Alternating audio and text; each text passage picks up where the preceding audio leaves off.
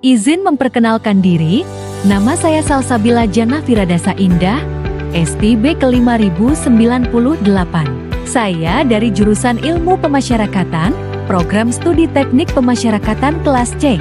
Saya akan menjelaskan mengenai mata kuliah pengembangan organisasi. Di sini saya berperan sebagai Kepala Lapas kelas IB Kuala Simpang. Bencana banjir yang terjadi di Lapas kelas 2B Kuala Simpang. Izin melaporkan pada hari ini, Senin, tanggal 1 Desember 2025, pukul 11.40 kami sampai di kota Kuala Simpang. Kami melaporkan suasana kota Kuala Simpang luluh lantah akibat diterjang bencana banjir. Banyak mobil yang tumbang di jalanan, rumah-rumah pun roboh. Dan saat ini kami masih berusaha mencari jalan yang bisa masuk ke dalam lapas karena semua area tergenang dengan lumpur. Sehingga saat ini kami terus mencari jalan-jalan yang memungkinkan untuk kami lalui.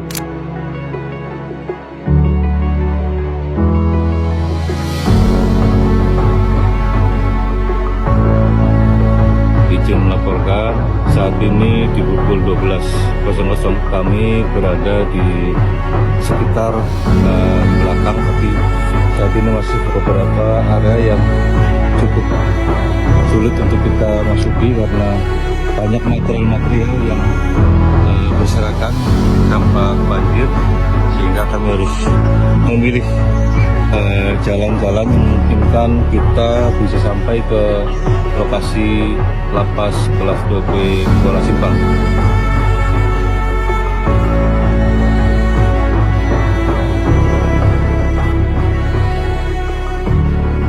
Setelah melalui beberapa pertimbangan, mencari beberapa alternatif, yang inilah yang kita ambil. Kita rencanakan menyeberangi Sungai Kutabelang. Atas bantuan Pak Kapolsek Kutabelang, kami bisa difasilitasi menyeberang menggunakan perahu karet.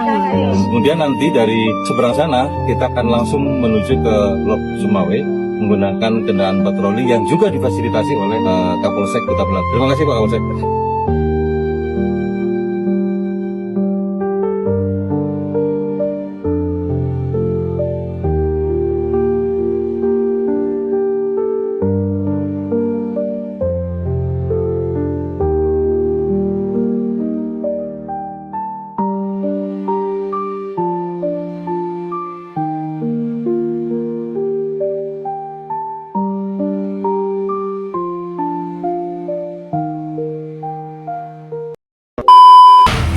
Assalamualaikum warahmatullahi wabarakatuh. Izin Taruna tingkat 4 Salsabila Jannah Firadasa Indah, STB 5098 Prodi Teknik Pemasyarakatan C.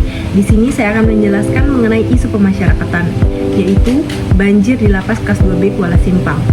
Lembaga pemasyarakatan merupakan bagian penting dalam sistem peradilan pidana, di mana merupakan tempat pembinaan narapidana serta menjaga keamanan dan ketertiban.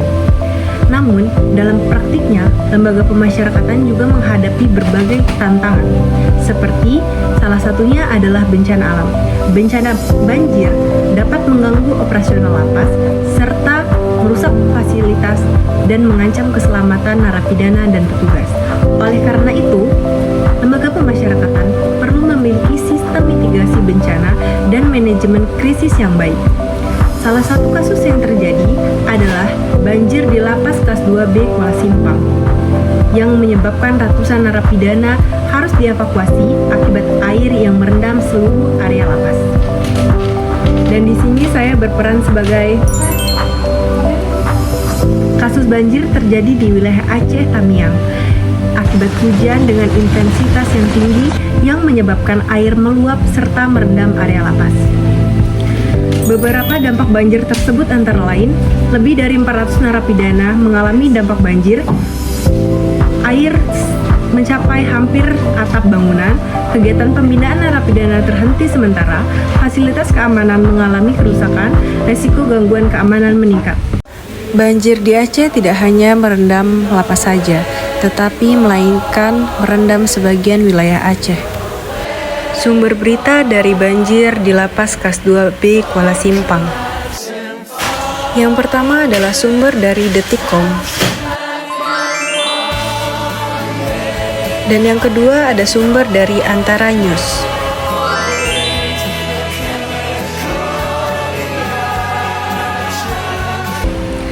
Penerapan model Wasteboard. Model ini menganalisis 6 aspek organisasi. Yang pertama, tujuan organisasi menjaga keamanan lapas terganggu akibat banjir. Yang kedua, struktur organisasi belum memiliki sistem mitigasi bencana. Yang ketiga, koordinasi antar petugas dan instansi terkait belum optimal. Yang keempat, dukungan dan penghargaan bagi petugas dalam situasi kritis masih terbatas. Yang kelima, kepemimpinan penting dalam pengambilan keputusan darurat. Dan yang terakhir, fasilitas seperti drainase dan sistem penanganan banjir belum memadai. Akar penyebab masalah. Berdasarkan hasil diagnosis organisasi, ditemukan beberapa penyebab utama. Yang pertama, lokasi lapas berada di daerah rawan banjir. Yang kedua, sistem mitigasi bencana belum tersedia. Yang ketiga, infrastruktur penanganan banjir terbatas. Dan yang terakhir, manajemen krisis organisasi belum optimal. Strategi perubahan model Kurt Lewin. Pertama, unfreeze.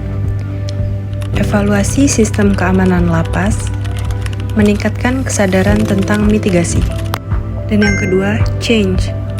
Perbaikan sistem drainase, penyusupan SOP penanganan bencana, dan pelatihan manajemen krisis bagi petugas. Dan yang terakhir, refreeze.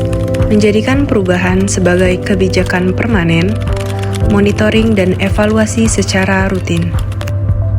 Kesimpulan, kasus banjir di Aceh, yaitu di Lapas Kelas 2B Kuala Simpang, menunjukkan bahwa bencana banjir dapat memberikan dampak yang besar terhadap operasional dan keamanan lembaga pemasyarakatan.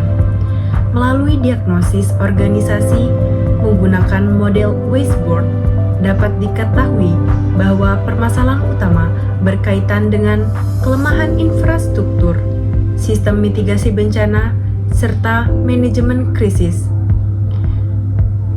Strategi perubahan menggunakan model Kurt Lewin dapat membantu organisasi meningkatkan kesiapan menghadapi bencana dan menjaga keamanan lembaga pemasyarakatan di masa depan.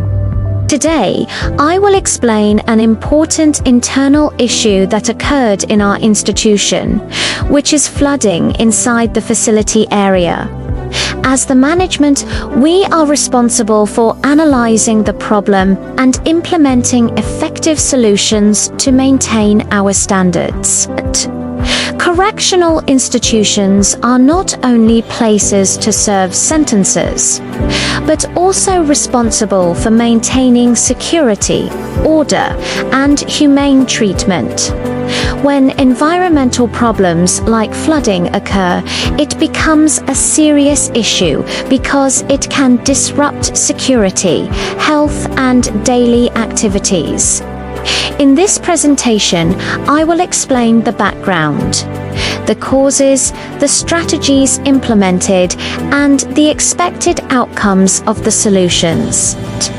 The Kuala Simpang Class IIB Correctional Institution is located in an area that is geographically vulnerable to flooding during high rainfall. During heavy rain events, water entered the prison and caused flooding in several areas like the courtyard and drainage channels.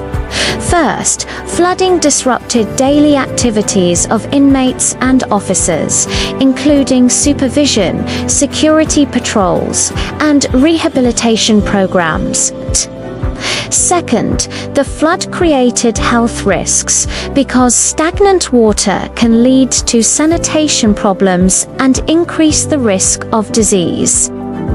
Third, flooding potentially threatens security because limited mobility of officers and damaged infrastructure can weaken supervision.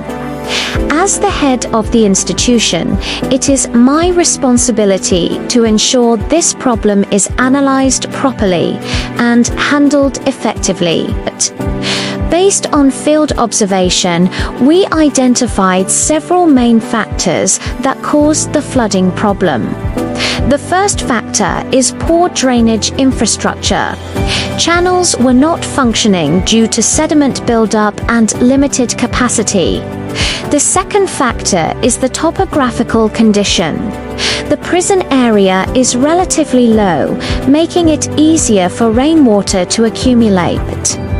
The third factor is limited maintenance and infrastructure development due to budget constraints and the age of the facility. The fourth factor is climate conditions, particularly extreme rainfall, which has become more frequent in recent years. As the head of the institution, several strategic steps have been implemented to address this issue immediately. The first strategy is improving the drainage system.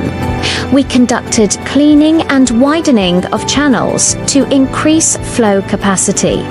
The second strategy is routine maintenance. Officers and inmates conduct regular cleaning to ensure channels are not blocked.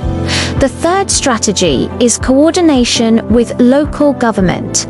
We collaborate with public works to improve external drainage systems. The fourth strategy is emergency preparedness planning, including evacuation procedures and ensuring safety equipment is available.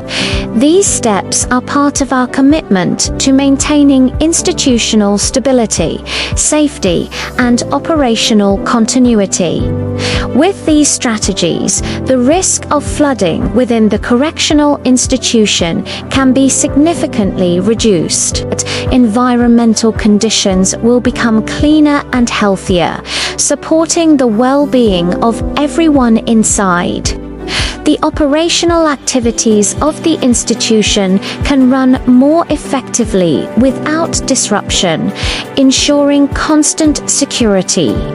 Ultimately, addressing this problem creates a safe, orderly, and humane correctional environment for all.